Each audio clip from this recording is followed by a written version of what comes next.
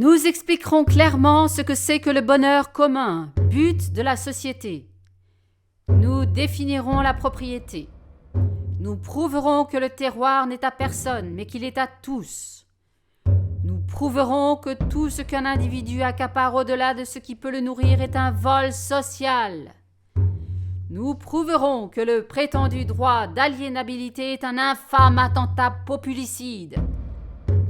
Nous prouverons que l'hérédité par famille est une non moins grande horreur, qu'elle isole tous les membres de l'association et fait de chaque ménage une petite république qui ne peut que conspirer contre la grande et consacrer l'inégalité. Qu'il y a absurdité et injustice dans la prétention d'une plus grande récompense pour celui dont la tâche exige un plus haut degré d'intelligence et plus d'application et de tension d'esprit, que cela n'étend nullement la capacité de son estomac.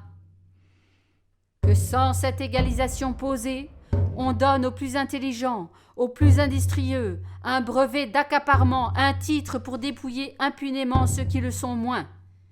Que toutes nos institutions civiles, nos transactions réciproques, ne sont que les actes d'un perpétuel brigandage, autorisés par d'absurdes et de barbares lois, à l'ombre desquelles nous ne sommes occupés qu'à nous entredépouiller. Qu'il est clair, par tout ce qui précède, que tout ce que possèdent ceux qui ont au-delà de leur quote-part individuelle dans les biens de la société est vol et usurpation, qu'il est donc juste de leur reprendre. L'un de vous aurait-il quelque chose à ajouter ? Oui. Tous les maux sont à leur comble.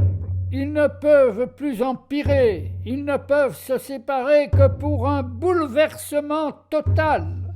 Que tout se confonde donc.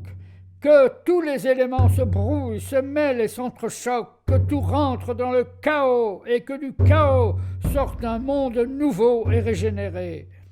Que l'on conspire contre l'oppression, soit en grand, soit en petit, secrètement ou à découvert, dans 100 000 conciliabules ou dans un seul, peu nous importe, pourvu que l'on conspire, et que désormais les remords et les transes accompagnent tous les moments des oppresseurs.